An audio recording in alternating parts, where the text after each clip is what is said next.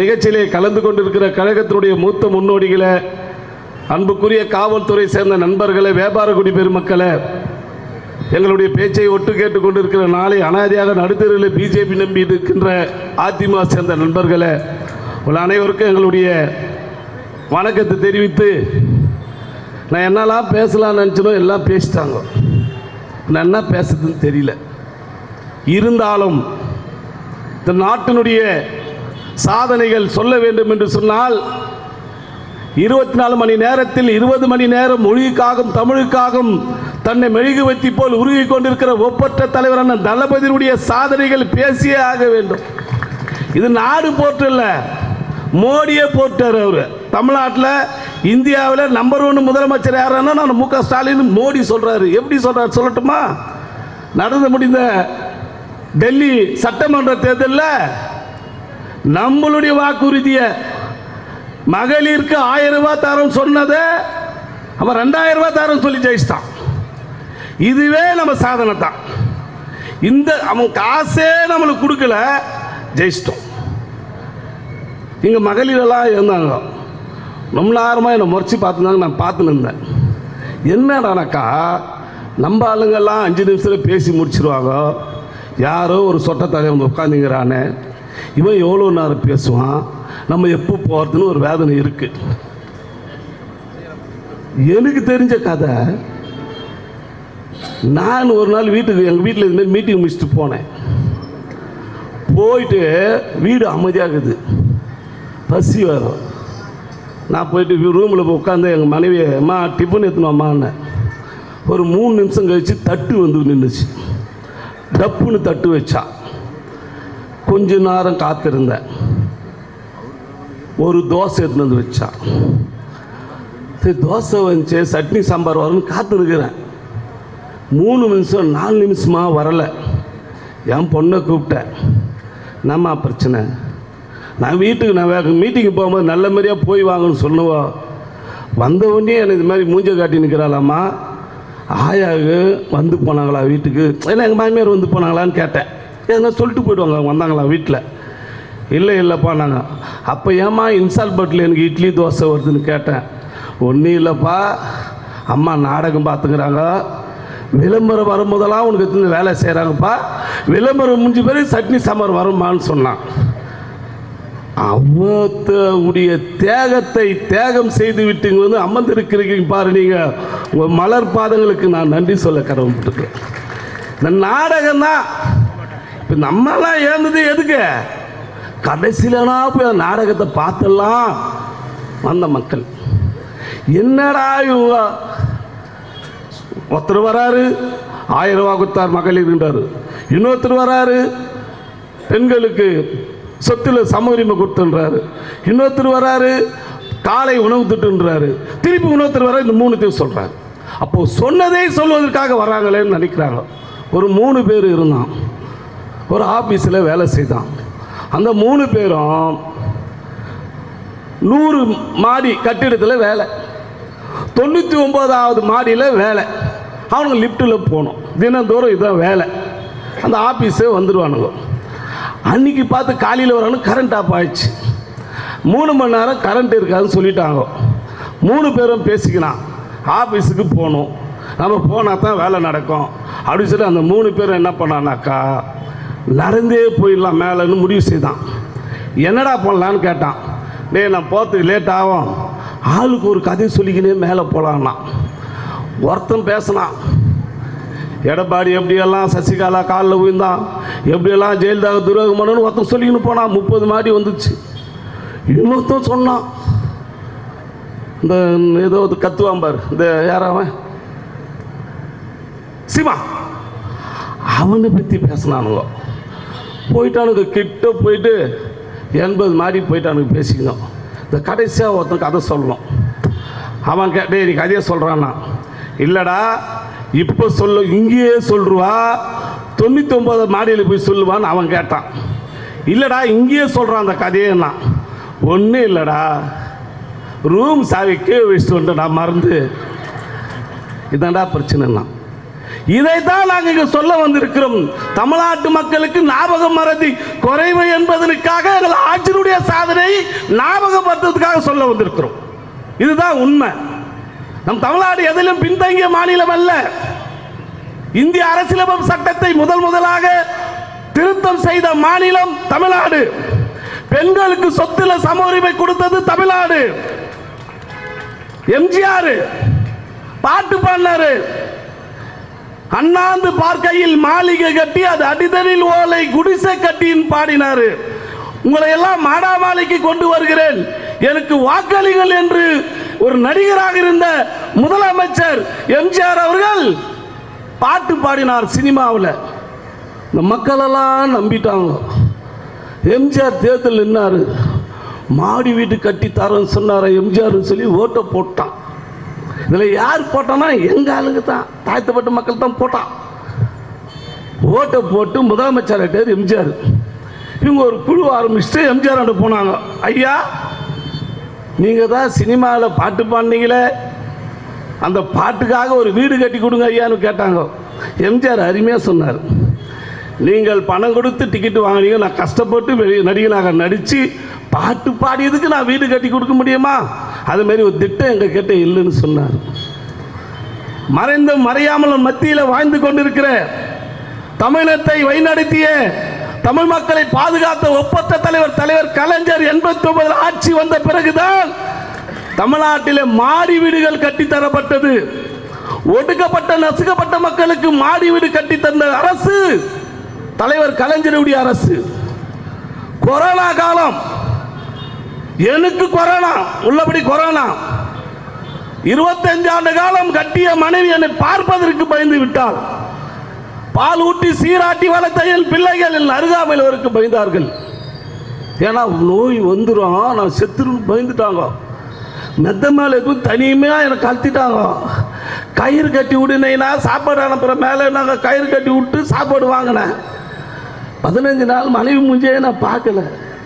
கருப்பா சிவப்பான்னு தெரியல. ஒரு புனல் வச்சுன்னு கத்துறாங்க, தண்ணி அனுப்பட்டமா மேலே அப்படின்னு கேட்டாங்க. இப்படி இருந்த மக்களை பாதுகாத்திட்ட கொரோனா காலத்தில் தன் கொரோனா உடையை போட்டுக்கொண்டு தன்னுடைய மருத்துவமனைக்கு சென்று நான் இருக்கிற இந்த தமிழ்நாட்டு மக்களை காப்பாற்ற அஞ்ச தேவையில்லை என்று சொன்ன ஒரு தலைவன் உலகத்தில் உண்டா? எண்ணி பார்த்திருக்கிறீங்களா?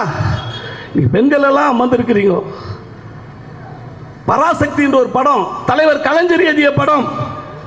கடைசி சீன் வரும், பராசக்தியில் வரும். என்ன சீன் தெரியுமா?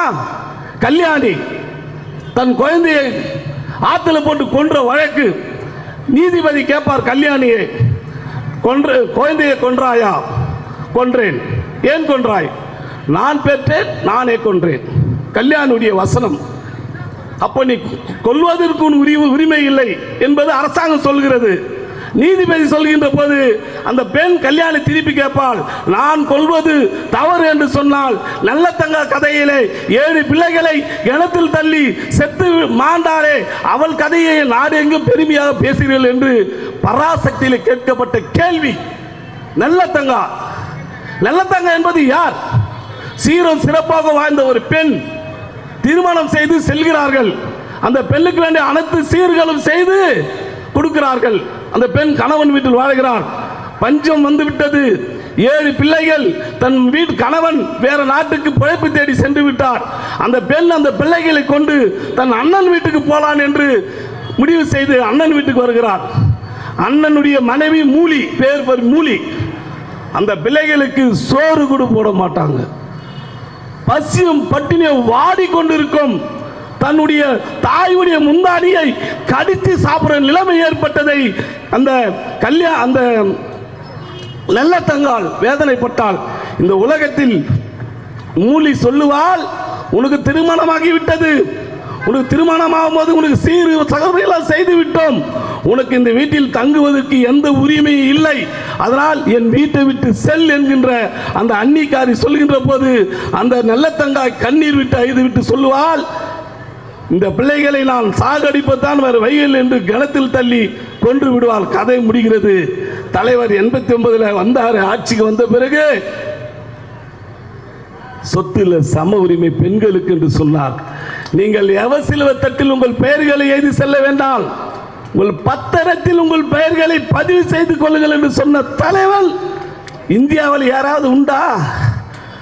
சொல்லுங்க பார்க்கலாம். தமிழகத்தை ஆண்ட தலைவர் 5 முறை 6ஆம் முறை தமிழகத்தை ஆளுகிறார்.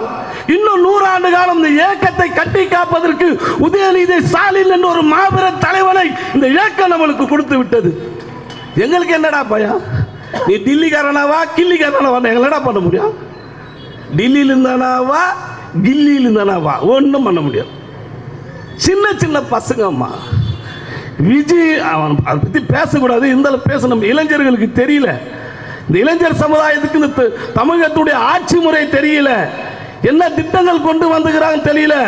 கல்வியில முதல் இடத்தில் இருக்கிறோம். இந்தியாவிலே நம்ம தான் முதல்ல 100 பல்கலைக்கழகங்கள 19 பல்கலைக்கழகங்கள் சிறந்த பல்கலைக்கழகம் என்பதனை தமிழ்நாட்டில் இருக்கிறோம்.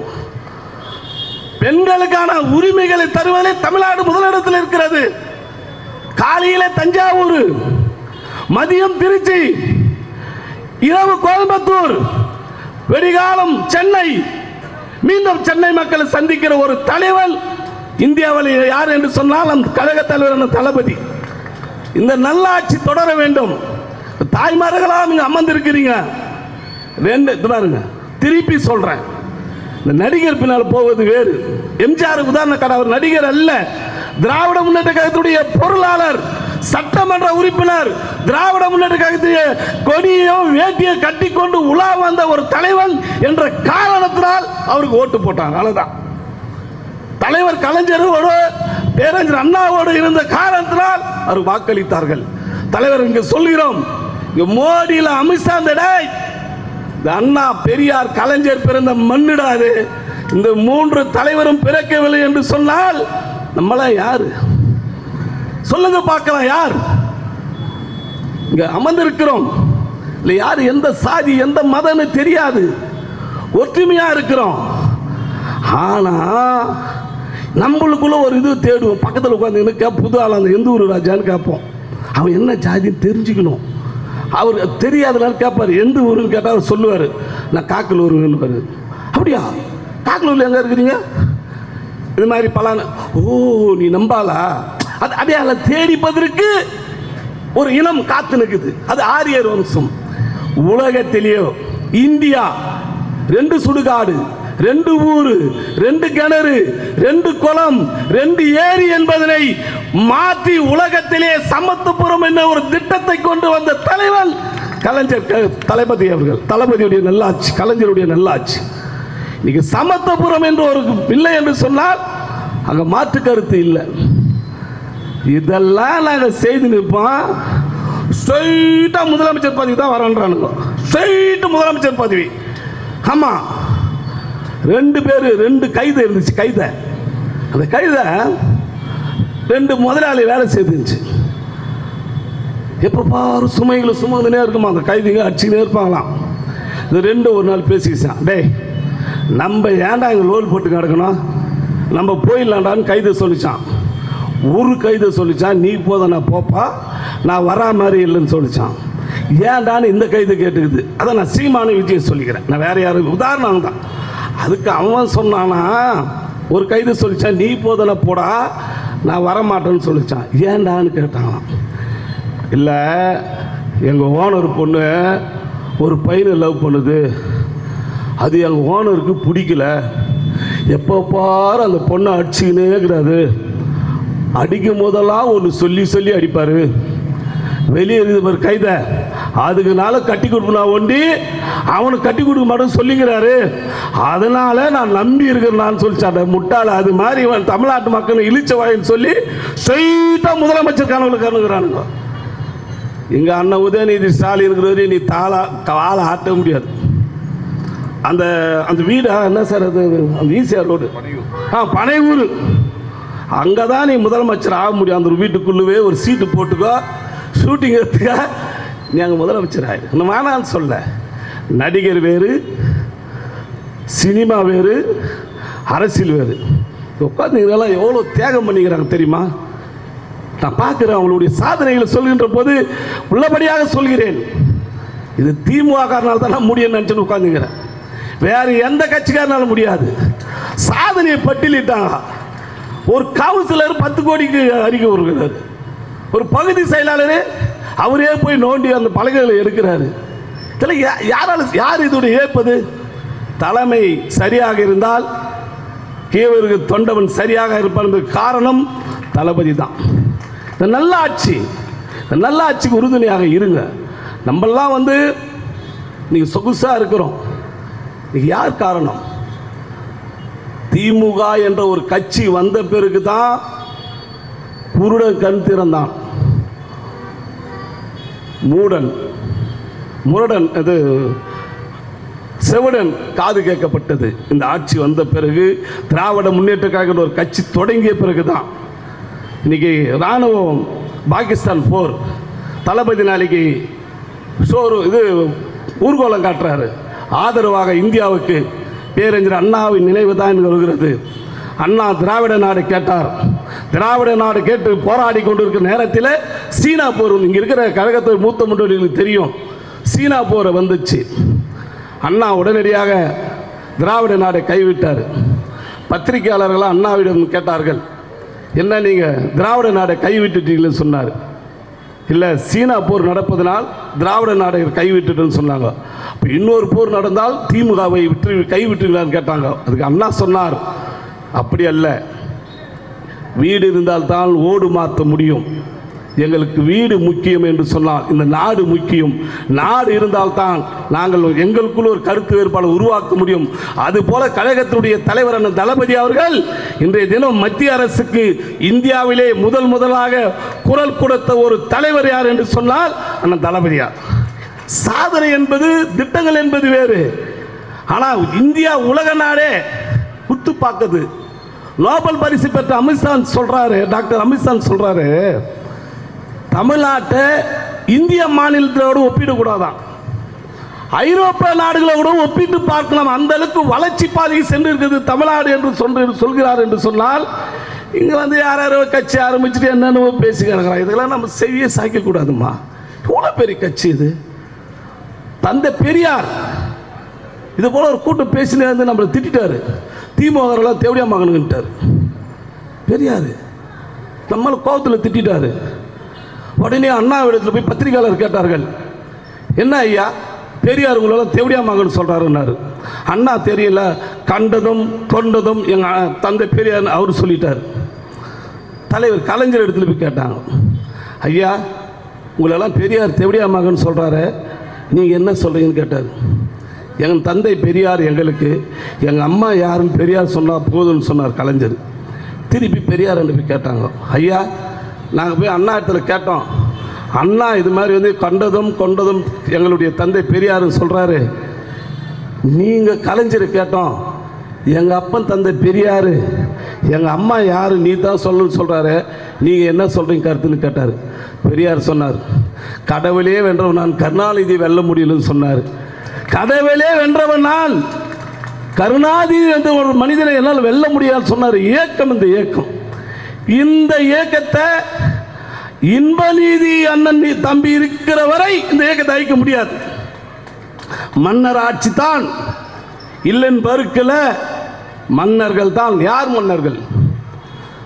ஒடுக்கப்பட்ட நசுக்கப்பட்ட மக்களை மாமன்றங்களை உட்கார வைத்து மன்னர் போல் ஆட்சி செய்கிற தலைவர் எங்களுக்கு மன்னர் தாயா, மாமன்னர் தான். கேலி கிண்டலுங்க. என்ன டே பாராட்டுங்கடா. இந்த வெளி இந்தியாவில் இருக்கிற தலைவரெல்லாம் தலைவரான பாதுகாப்பு கேட்குறான். இந்தியாவில் இருக்கிற தலைவரெல்லாம் தலைவருடைய அறிக்கையை பட்டியலை எடுத்து போகிறாங்க. எடுத்து போய் கொண்டு போய் அந்த தேர்தல் அறிக்கையை சேர்த்துக்கிறான். இங்கே இருக்கிற லூசு பசங்க, அரை லூசு, மூல வளர்ச்சியே இல்லை. இவெல்லாம் நாட்டாள வரான். இந்த பல்லு பழனிசாமி ஒருத்தன், டேய் நாங்கள் ஆளுங்கட்சி மணினாவது 9:30 மணி வரைக்கும் கூட்டம் போடுறோம். எங்கள் ஜனங்க அப்படியே உட்காடுறாங்க. என்ன எங்களோட சாதனைக்காகத்தானே? நீ எதிர்கட்சி தானே? இந்த திட்டமெல்லாம் திமுக செயல்னு சொல்லு. உனக்கு தைரியம் இருந்தால், தெம்பு இருந்தால், வக்கு இருந்தால், நீ சரியான ஆண் மகனாக இருந்தால் இந்த 4 ஆண்டு சாதனைகள் இல்லை என்று உன்னாண்ட ஆர்குமெண்ட் பண்ண ஒரு யோகிதை இருந்தால் ஒரு கூட்டத்தை போட்டு சொல்லுடா. ஏன்னா சொல்ல முடியல?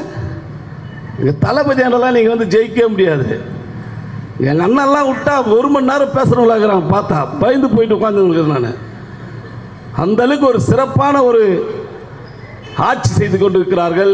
இந்த மக்கள் ஆதரவு தர வேண்டும். இன்னைக்கு வந்து சின்ன குழந்தை கூட ஒரு திட்டம், கருணை உள்ள ஒரு தலைவர். அவர் இடத்துல போய் நீங்கள் யாருமே கேட்கல, இதை செய்யுங்க அதை செய்யுங்கன்ட்டு. காலையில் உணவு திட்டம் பிள்ளைகளுக்கு, முதல்வர் நாம் தமிழர் இது மகளிருக்கான பெண்கள் புதுமை பெண் திட்டம், புதுமை பெண் திட்டம், பல்வேறு திட்டங்கள். அதாவது இது அண்ணாந்து பார்க்கையில் அது எம்ஜிஆர் இன்னொரு பாட்டு சொல்லுது, விவசாயத்துக்கு ஒரு பாட்டு பாடுவார், கடவுள் இன்னும் முதலாளி கண்டெடுத்த தொழிலாளி விவசாயி. எம்ஜிஆர் பாடினார். அந்த விவசாயிகள்லாம் போராட்டம் நடத்தினாங்க ஒரு யூனிட்டி குறைக்க சொல்லி, செய்யலை. ஆனால் 89 ஆட்சிக்கு வந்த தலைவர் விவசாயிகளுக்கெல்லாம் இலவச மின்சாரத்தை தந்தார். இதெல்லாம் சாதனையா? நாங்கள் வந்து தளபதி சாதனை சொல்வதற்கு இன்னொரு மீட்டிங் போதும். இது எங்களுடைய ஆட்சி எப்பெல்லாம் வருகிறதோ, எப்பெல்லாம் திராவிட முன்னேற்ற ஆட்சி செய்கிறதோ அப்பெல்லாம் இந்த திட்டங்களை மக்களுக்கு கொண்டு செல்கிறது. என்ன ஒவ்வொரு நாளும் யோசிக்கிற தலைவர், படுத்தா யோசிக்கிறார், காலையில் என்ன திட்டம் வரும், இந்த மக்களுக்கு என்ன செய்யலாம் என்று சிந்திக்கின்ற ஒரு தலைவர் தமிழ்நாட்டை ஆளுகிறார். அதனால் இங்கே வந்து யாரும் ஒன்றும் பண்ண முடியாது. இங்கே இருக்கிற இளைஞர்களுக்கெல்லாம் சொல்லிக் கொள்கிறேன், தயவு கூர்ந்து திராவிட முன்னேற்ற கழகத்தின் பின்னால் அணிவகுத்தால் தான் இன்னும் ஒரு 100 ஆண்டு காலம் தமிழ்நாட்டை காக்க முடியும், இந்த மொழியை காக்க முடியும், இனத்தை காக்க முடியும், இந்த மக்களை காக்க முடியும். இல்லை என்று சொன்னால் காப்பது பெஸ்ட். இந்த இளைஞர் இப்போ சின்ன சின்ன பிள்ளைங்க தெரியல, ஓட்டமத்தில் ஓடுற மாதிரி ஓடிங்கிறான், அவனை ஈர்த்து பிடிக்கணும். கழகத்தவர்களுடைய சாதனைகளை நீங்கள் படிக்கணும், அந்த பிள்ளைங்க மத்தியில் சொல்லணும் என்று சொல்லி நல்ல ஒரு வாய்ப்பு, ஒரு நல்ல ஒரு மாநாடு போல ஒரு இந்த கூட்டத்தை ஏற்பாடு செய்த அருமை அண்ணன் நாகராஜன் அவர்களுக்கு இன்னும் பேச்ச முடியல, இப்போ தான் ஆரம்பிக்க போகிறேன். ஆகையால் இந்த ஒரு நல்லது ஒரு கூட்டம் சிறப்பாக அமைந்திருக்கு.